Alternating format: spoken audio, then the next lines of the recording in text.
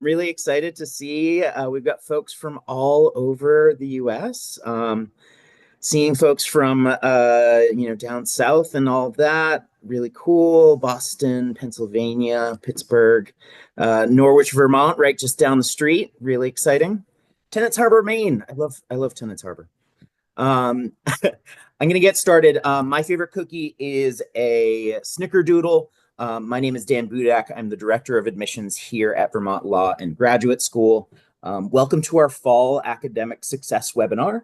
I'm calling in from my home office in Underhill, Vermont, but I know it might be snowing down in South Royalton.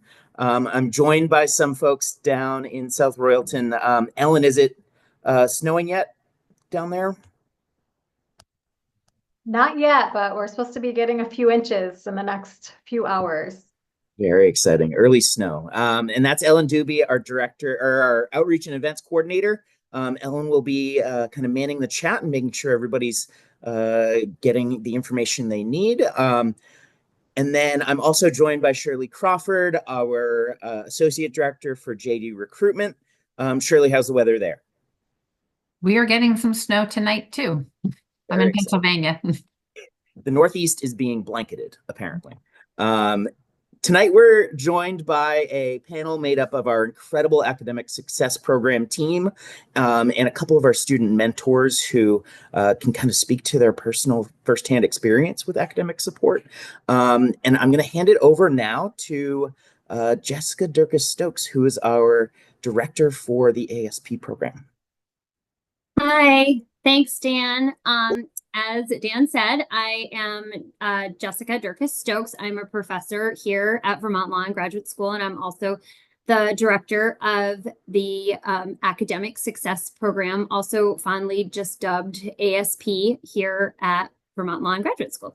So my favorite cookie, by the way, is oatmeal raisin, just to put that on the record. But I'm gluten-free, so I have to have it the gross way.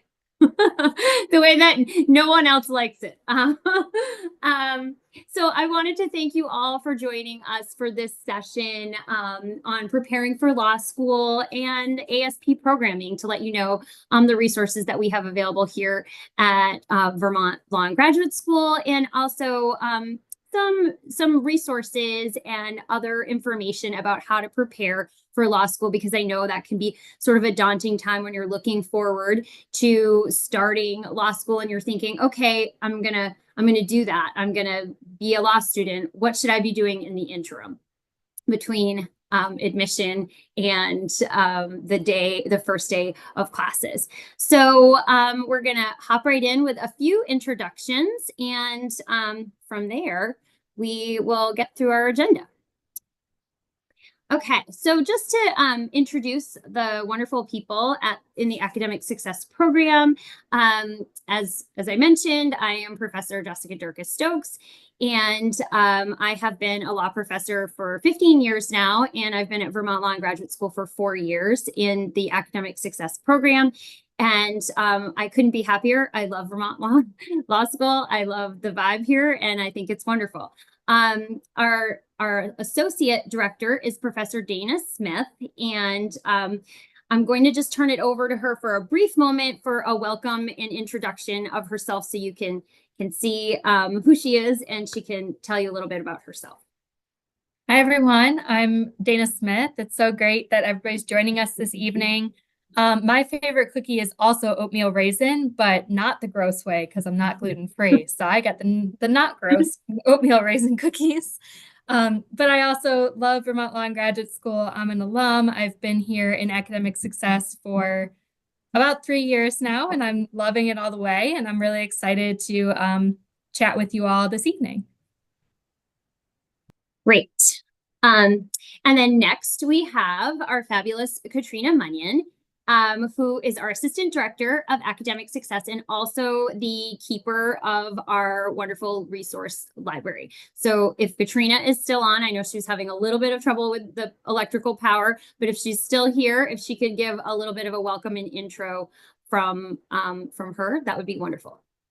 Hi, everyone. Yes, I am Katrina. I've been with the Academic Success Program at VLGS. I've just finished up my 18th year. So I've been with the program all 18 years, which is, I love going to my job every day. I love working with the students. And I'm happy to be here and answer any questions. I am a native Vermonter, and I would probably say probably have multiple favorite cookies, but one of mine is a peanut butter temptation, which is like a peanut butter cookie with a peanut butter cup, but it has to be a Trader Joe's dark chocolate peanut butter cup in the center, and it kind of melts down into this amazing treat. Awesome. Thank you, Katrina, for making us all hungry. Since this is right during the dinner hour. Okay. So in addition to our faculty and staff that we have in the Academic Success Program tonight, we also have two of our ASP mentors who are joining us today. And our mentors are students who are 2Ls and 3Ls. And tonight we have with us Andrea Briscoe and Maeve Davey. And we're actually going to have some more information from them shortly at the end of this presentation to give you a bit of a current student perspective, but I'm wondering if they can just give a shout out hello so that you can see who they are.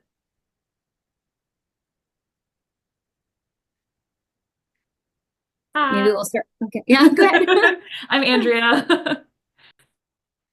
Thanks. Hi, I'm Maeve. I am undecided about my favorite cookie flavor, but I'm going to think about it and I'll report back at the end. Okay. Yes, there are a lot of cookies to choose from. Yes. So, oops, I've lost my cursor. There we go.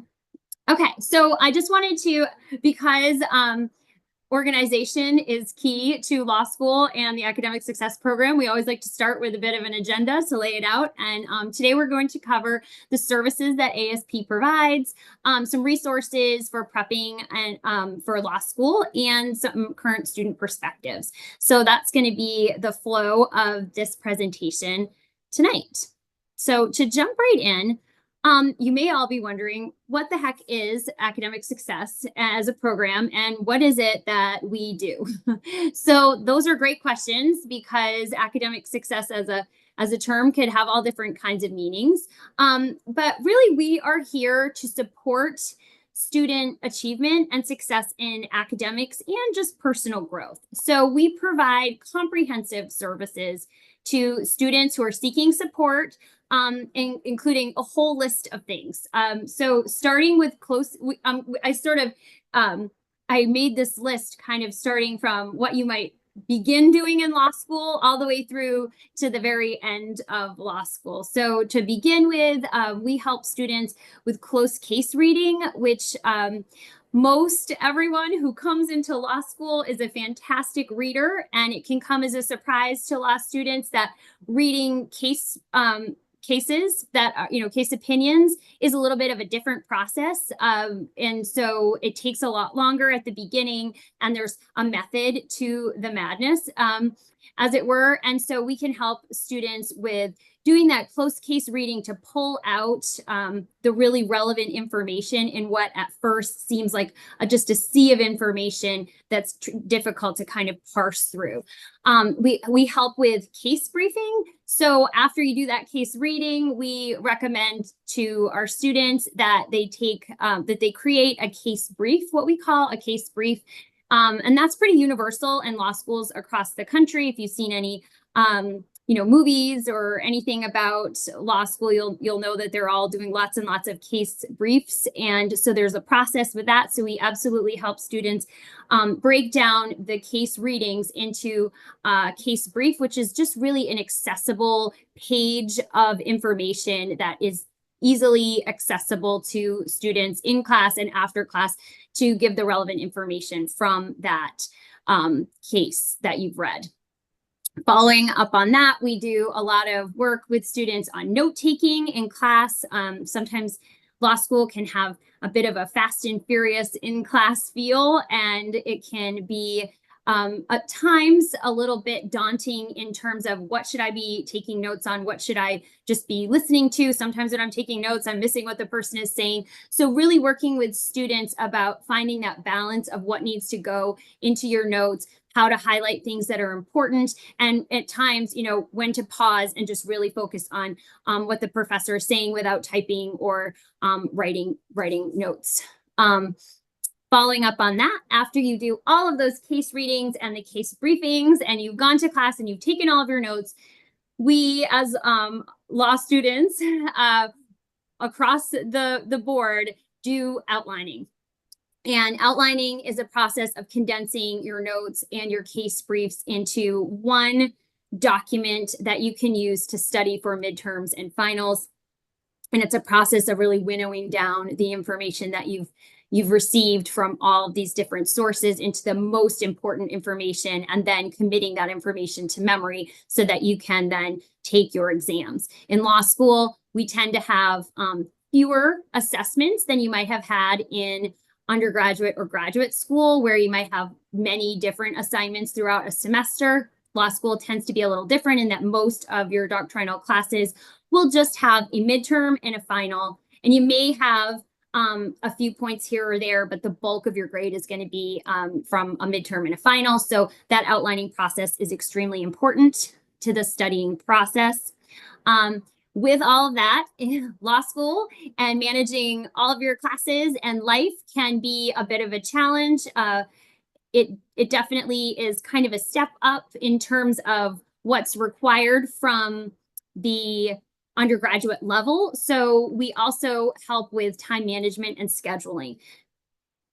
When students enter law school, across the board, students who come to law school tend to be bright, intelligent, go-getters. And sometimes those students have gone through life with really sort of easy academics. And when I say that, I mean, it comes very easily to you to get perfect grades. And when you get into law school, what you'll find is that pretty much everyone there has had that same experience. So the time management and scheduling becomes more important because there is more required, and you have to schedule a little bit more than you may have had to do in the past. And so we're there to help you take that on. Study skills in general, when to study, how often to study, how to block out time, all of those things. And then exam prep. When we get closer to those midterms and those finals, that's when students start to really want to know if what they're doing is working, and if it will lead to success on their exams. And so we're there to really work with students in terms of exam prep by providing practice exams, practice questions and answers, setting up times for students to come in and do simulated exams, things like that. And then just really going through the doctrine with the students. We also have a fantastic mentor program, which you've just met two of our mentors. I'm going to talk about that in the next slide. But those mentors really help our students out with their doctrinal classes and the material that they need to learn for those classes. And then finally, when you get to the end of your 2L and then into your 3L year, what we start is prep for 2 exams that are key to being able to practice law in the future, which is the first one is the MPRE exam, which is the multi-state professional responsibility exam. And so that's an exam that pretty much every jurisdiction, if you want to be barred in that jurisdiction, requires that you sit for and get a passing grade on to show that you have an understanding of the doctrine of professional responsibility as it relates to lawyers. And then obviously the bar exam at the end. That's the culmination of all 3 years of all that hard work and effort. And so we are there to provide help all along the way for bar prep as well, which just to sort of back up, all 3 years of law school are the fundamental foundational concepts for the bar exam. But when you get close to that bar exam, you're going to do pretty much a 10-week intensive period of studying before you end up taking that exam.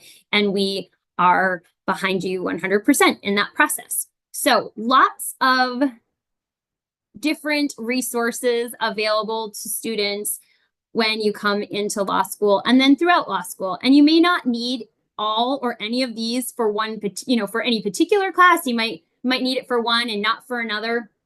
You might need, just time management generally. So lots of different ways that you can utilize ASP.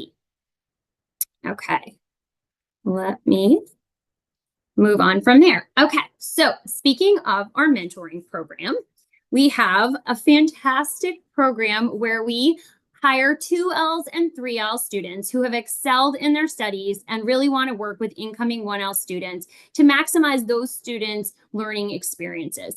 And we like to think that we have the cream of the crop of our students.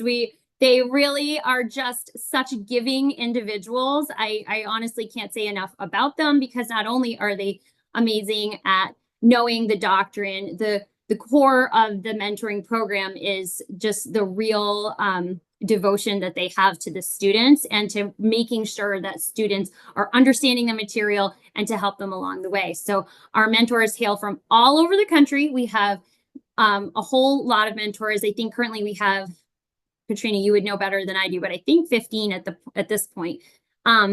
And it changes a little bit every semester when people go away for their semester in practice or their externship. But we currently have 15 mentors from all over the country, different areas, and they provide services to both our online hybrid JDs and our residential students. So they're available both in person and virtually, whatever works best for our students.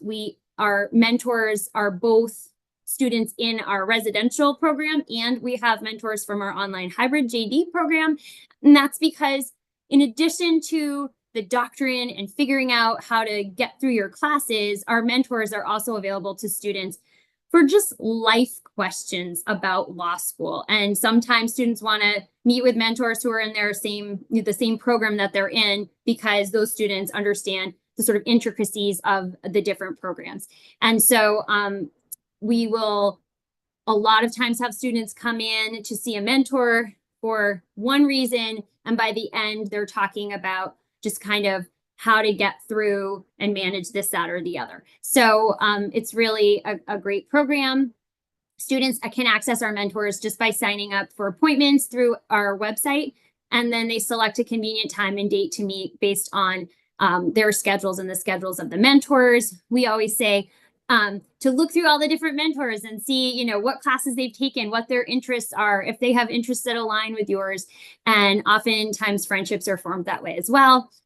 And the mentor program is extremely popular with our 1L students. We have students streaming in the door all day long, every day coming in. And that's just the ones that I can see physically coming into the building. And we have even more doing those meetings online. So very, very popular. It's not just for students who maybe are worried about their studies. It's also for students who just want a sounding board for someone to say, this is my understanding of the material. Am I doing this the correct way? And so really all across the spectrum of experiences, students are using our ASP mentors.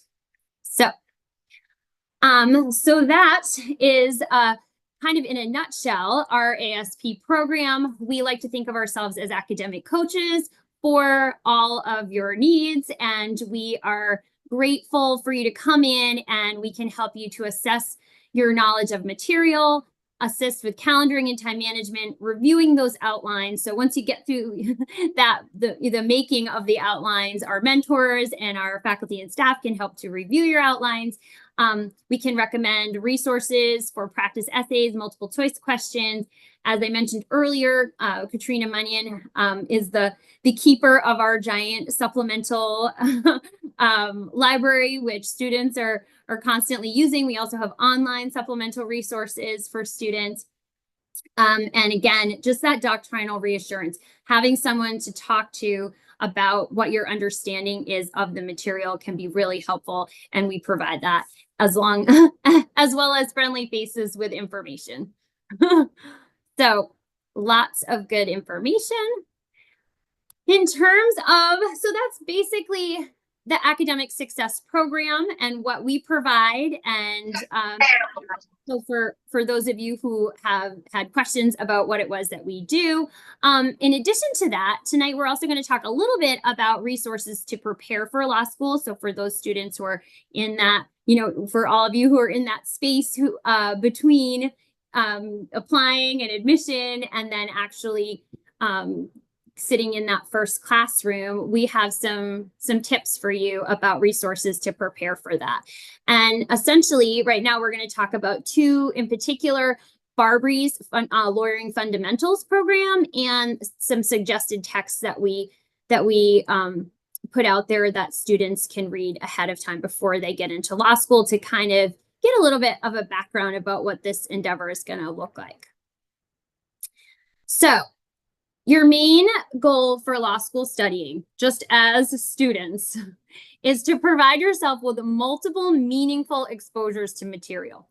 We say this all the time. Students learn best when they have multiple exposures to the material over and over again to really help with memory, knowledge, and understanding of the material. The more repetition, the more you're going to really internalize that material and know it and be able to apply it. So with that being said about the main goal for studying in law school, we have partnered with Barbry, which some of you may or may not know of. Barbry is the largest commercial bar prep company in the country, and we at VLGS have a partnership with them where they provide services for us to help our students before they get into school and all the way through passing the bar exam after they graduate. And so that program that we're going to talk about tonight is called Lawyering Fundamentals. And that's a program that we have available to our incoming 1L students to utilize prior to beginning your first semester. So if you're interested in getting a jump on law school and figuring out what might be useful to you as you head into law school, we would recommend that you begin this program through VLGS and Barbry. And you can really consider it your first step of your legal training, even before you enter a virtual or residential law school classroom. They provide really interesting information, simulated classes, interactive models. They cover all the things we've talked about already in this program in terms of getting you just a little bit more in-depth knowledge on how to do that case briefing, how to do that outlining, what type of essay writing should you be thinking about, and a lot more than that as well. And it can really also help to demystify some of law school teaching and help you to acclimate to law school sooner. What I'll say is that students come from all different kinds of academic backgrounds when they enter law school. So lots of sciences, lots of humanities, everything from A to Z. And not everyone who comes into law school, in fact, I would suggest to you that the majority of students coming into law school don't have a background in government and, pre-law. So oftentimes students are coming in and the last time they really did anything with, statutes or how a bill becomes a law, things like that was maybe, primary school or high school. So it can be really nice to have a refresher about how does this system work? What are the different types of courts and how do these all fit together to make different types of law? So it can be really helpful to even those of you who have that background and those of you who are coming in,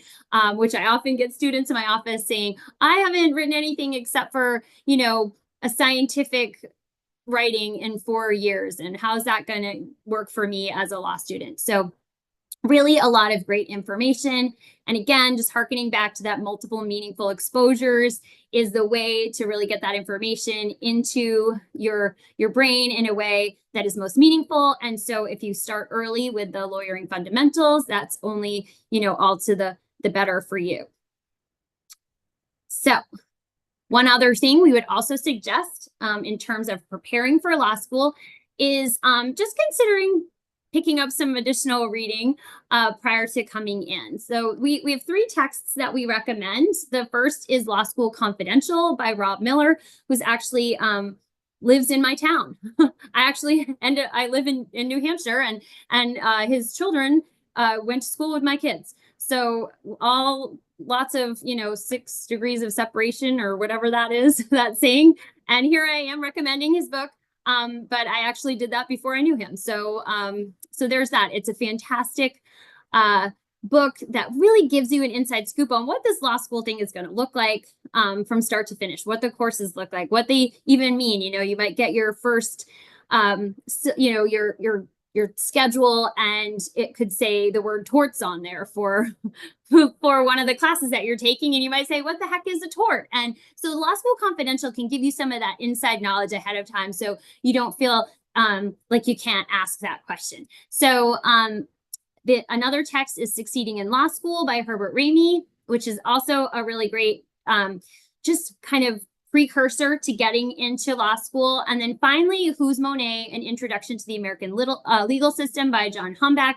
And that's a great read for those of you who maybe feel like you really need to bone up on your civics and your kind of governmental history type of information prior to getting into law school.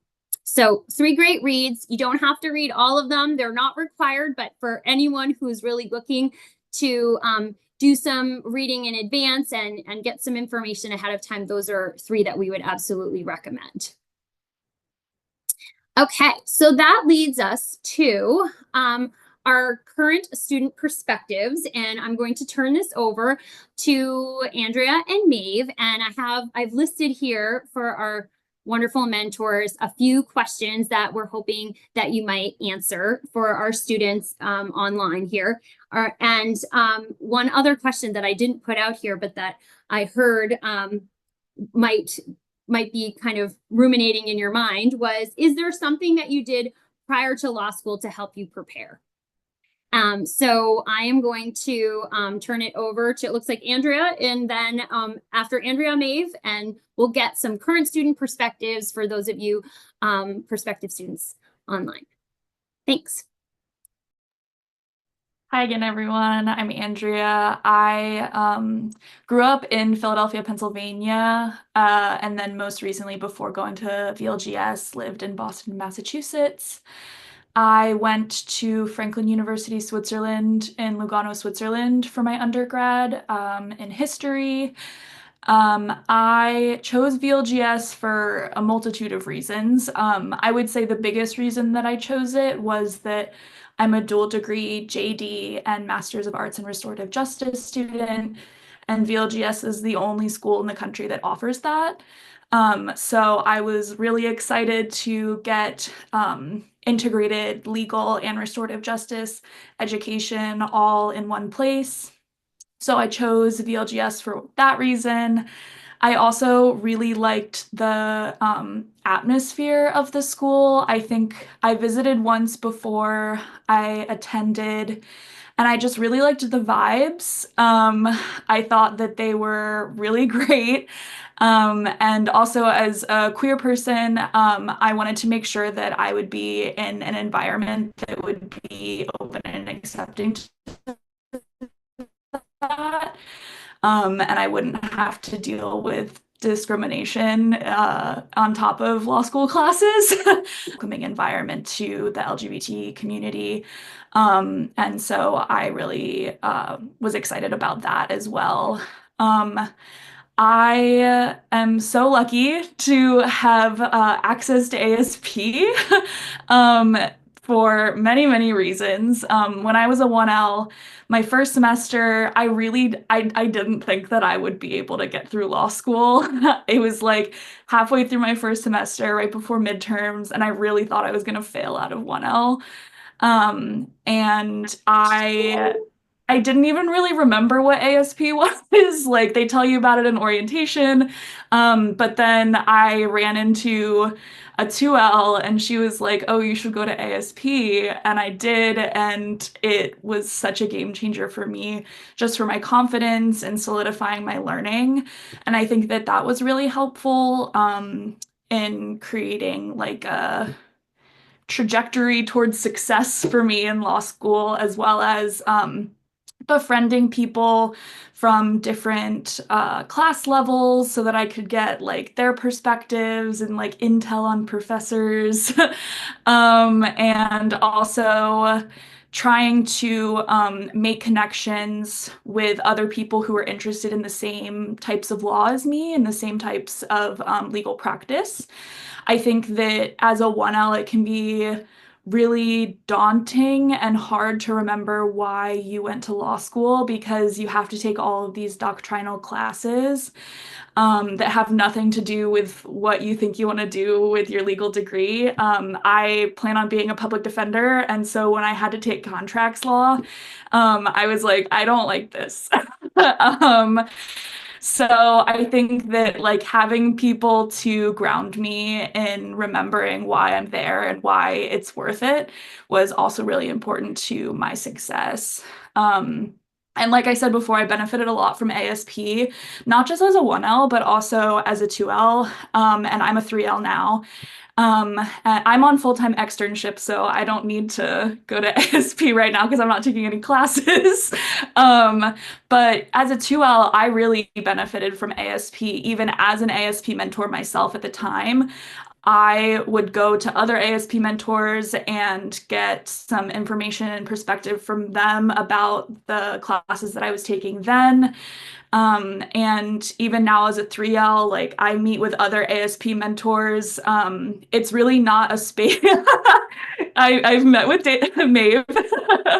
um, ASP is like really not a space that I see as a remedial space. I really see it as an empowerment space.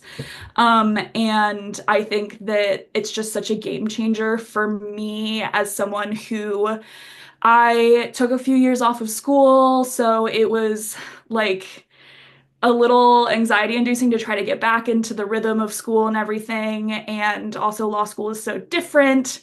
And everyone talks about how hard it is and how much work it is. And it is hard and it is a lot of work, but having the right tools and the right network and things like that makes it bearable. So I think that ASP really helped connect me to the parts of law school that I can actually figure out how to make manageable and even enjoy maybe. um, so yeah, and then also what I did before going to law school that helped me prepare. Um, I I worked as a paralegal before I went to law school, so I think that you probably don't have time to do that if you're like just like waiting to go after you're admitted, but I found that to be a really helpful experience to like work within the legal system a little bit and like get an understanding of like what is a pleading.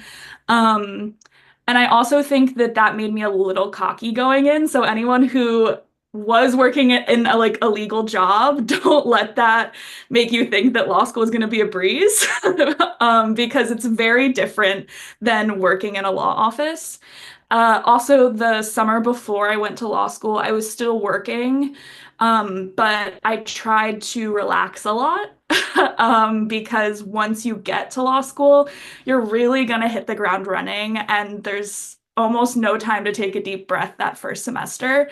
So I think actually like taking a vacation and taking some time for myself and also explaining to my friends and family what I'm about to get into, and how big of a commitment it is, I found really helpful because I'm someone who gets like really in my head about like, am I a good enough friend? Am I being a good like child to my parents?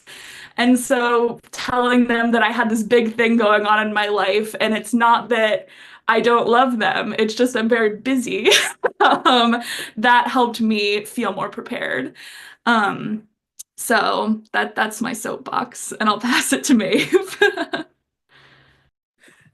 Thank you. That was terrific. It gave me time to reflect that my favorite cookie is a Linzer with the jam in the middle.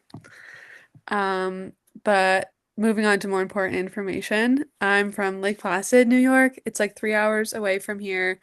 Very fun to go to when I can, just because it's close enough, but not too close. And before coming here, I went to Union College in Schenectady, New York.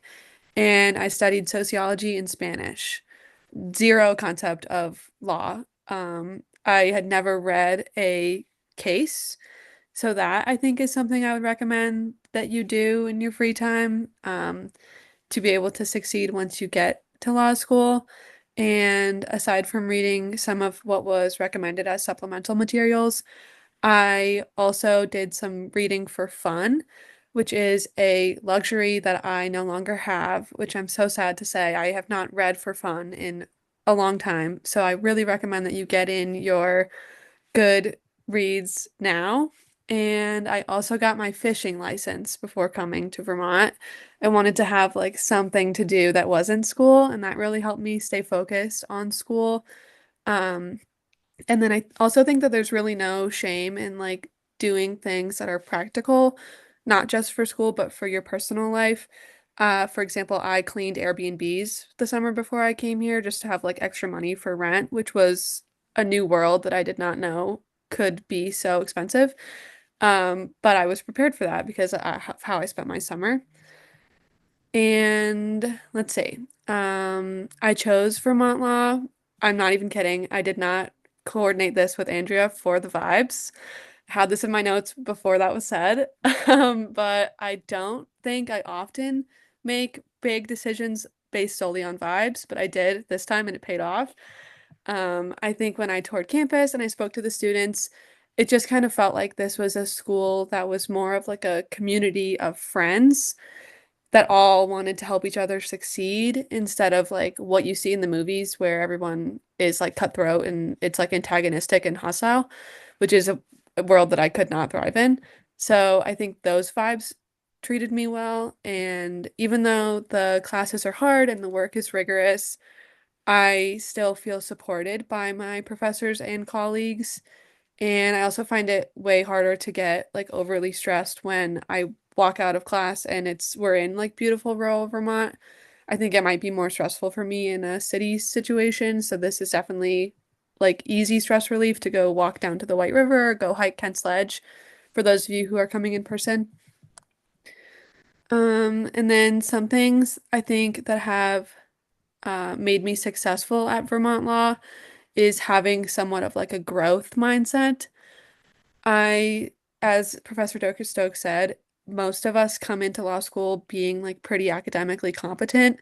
And I definitely did not have very many study skills as a sociology major. I was more of a paper writer. So my extent of my studying was for the LSAT. And then I thought I could just kind of write it out from there. But I had to teach myself how to study. And in doing that, I wanted to remind myself and all of you that you are coming to law school to learn.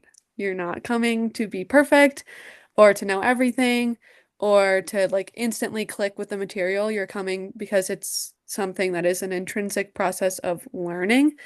And as a first generation law student, only child, no connections in the field, I definitely felt like I was at an information like disadvantage and I didn't really have anybody to reach out to resolve that.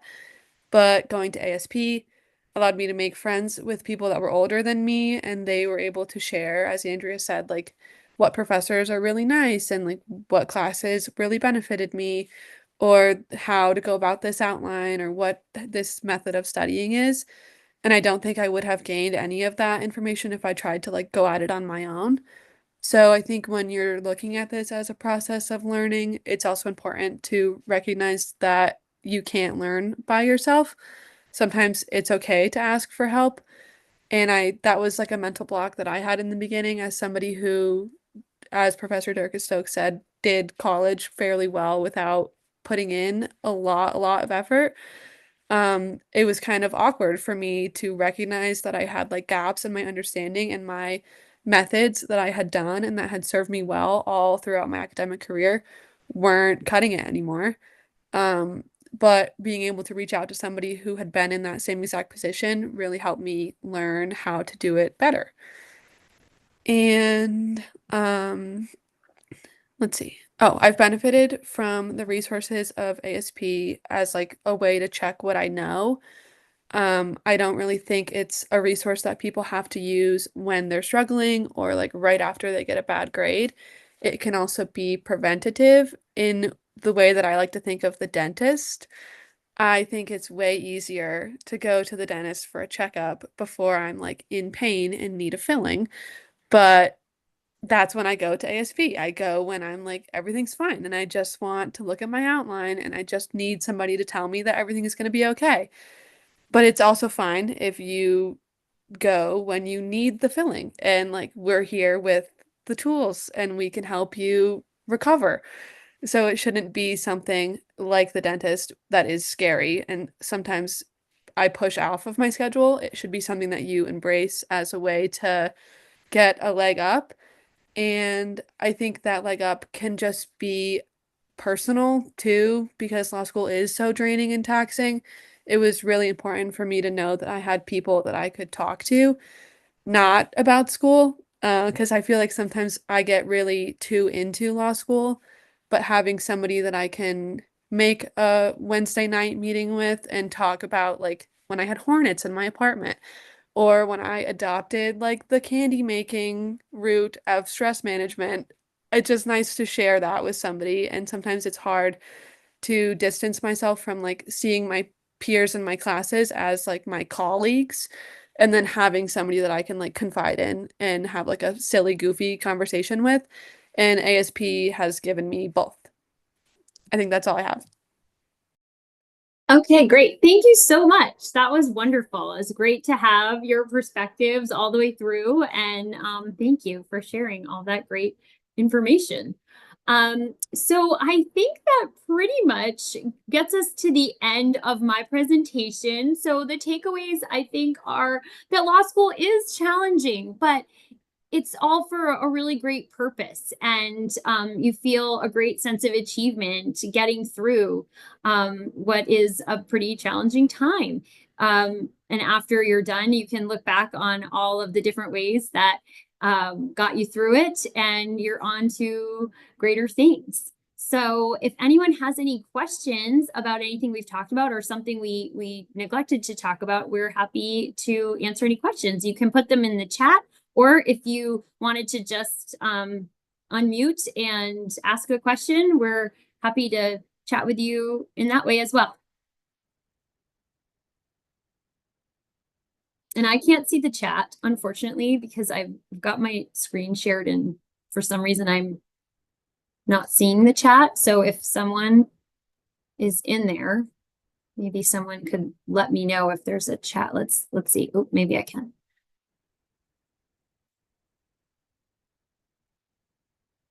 Got a lot of information about cookies. Okay. So it looks like maybe some of you have been answering the questions along the way, which is wonderful. If there's anything else on here that I'm missing, maybe someone can cue me in here. Or other than that, I think if we don't have any other questions off the top. I see a question from the chat. Oh, does the okay. hybrid program have access to the same resources offered on campus? Absolutely. Yes, we're very mindful of, that's a great question. And we're very mindful to make sure that our OHJDs are equally as supported as our residential students. So you are able, as an OHJD student, you are able to access our supplemental resources online as opposed to getting them in, hard paperback. And you're absolutely, you have the option of utilizing any of our mentors, whether they're OHJD mentors or residential mentors. They're all interchangeable. They can meet with you if you're on campus and you want to meet residentially. That's great. You can do that, but you can also, all of our mentors have the capability of meeting virtually, and they can do that during any of the times that they're available. And what I have found is that our mentors are more than willing. Sometimes I have to tell them, holy moly, you have to also worry about yourself because they are more than willing to work with students, both, in particular, the OHJDs who sometimes have wonkier schedules due to the fact that a lot of our OHJD students are working all day and then taking classes in the evening. And so making those meetings with the mentors during the middle of a workday can be difficult for for OHJD students. And so our mentors are always more than willing to be accommodating to make meetings when it works for those students. And so absolutely the same resources. And we here as faculty and staff are also available to both our residential and OHJD students as needed as well.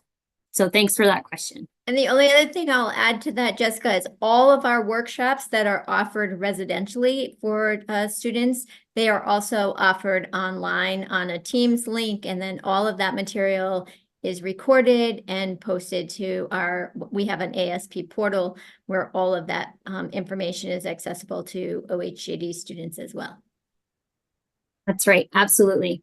I forgot about that. So thank you for hopping in with that information. But yes, we do record all of our presentations. So, if you can't make even the virtual ones because it doesn't fit with your timing, you can absolutely get on our website and just watch it when it's convenient for you. And then I think there was a question specific for Andrea and Maeve. Okay.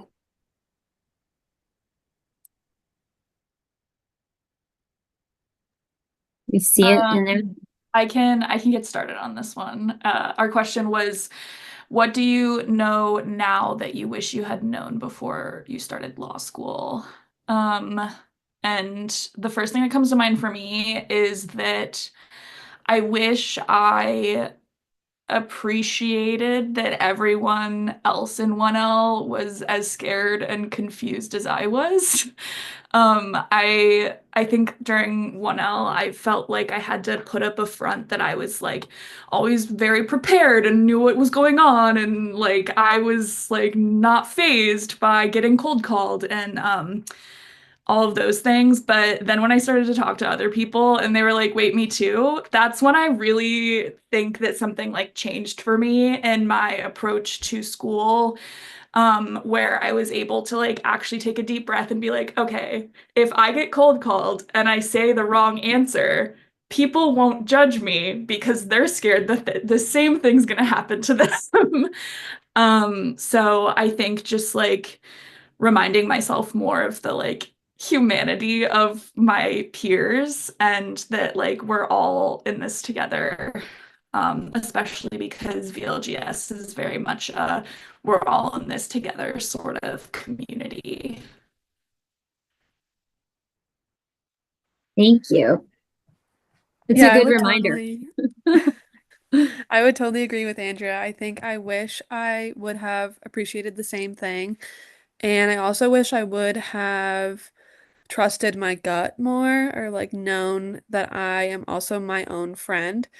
In 1L, I kind of felt like pressure to do what seemed like the popular opinion, which was group study date vibes. And I went to a few of them and I never really benefited. I just felt like it was Maeve, she teaches the class time. And that was terrific, and it probably solidified my learning. But I did often leave the group studies feeling like I didn't add anything to my outline and like I didn't personally benefit. But I know that my peers did. And it's not that it's a competition, it's just that it felt like a waste of time for me. And that was really unfortunate because I didn't have very much time to waste. So going forward, I thought of myself as my own friend and I would do things that were kind to myself.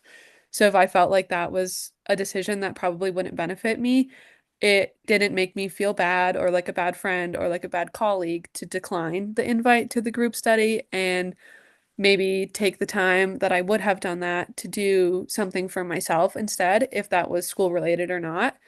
And I think the trusting my gut thing comes into play for exams too.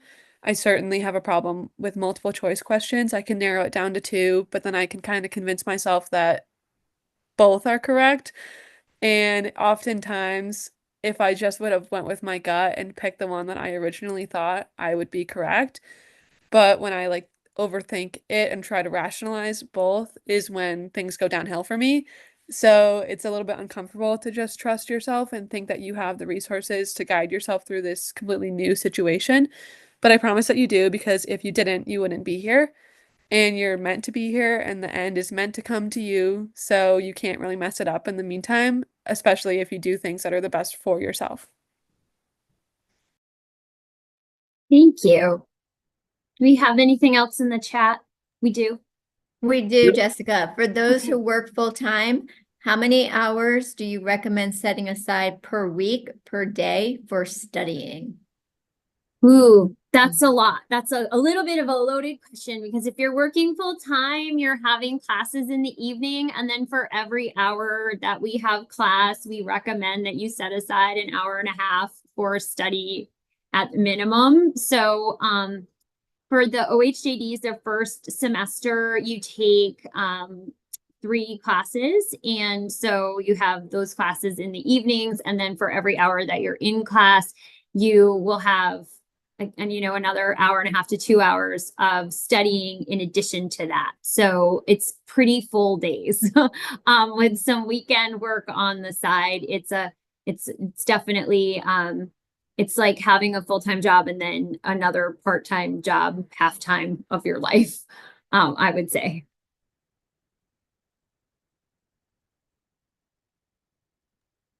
I have a question that kind of relates to one of the earlier questions that I answered. Andrea, I know that you are a JD Marge student. Can you talk about how you've made that work and what that experience was like going into a joint degree? Yeah, so JD master's students are still able to complete their degree in 3 years, which is another reason that I was really excited to go to Vermont Law School, because that was really compelling to me that I could do it in 3 years and not four. The way that it works is after your first year of law school, you take all the same 1L courses. And then in the summer, you start taking your master's courses. So the summer after my 1L, I took 14 credits for my master's in restorative justice. And then after that, you're able to kind of either blend like your master's classes and JD classes during the fall and spring semesters, or you can take all of your master's classes in the summer after that. Also, different master's programs have kind of different ways that they do things. The restorative justice master's is very different from all the environmental ones, I will say.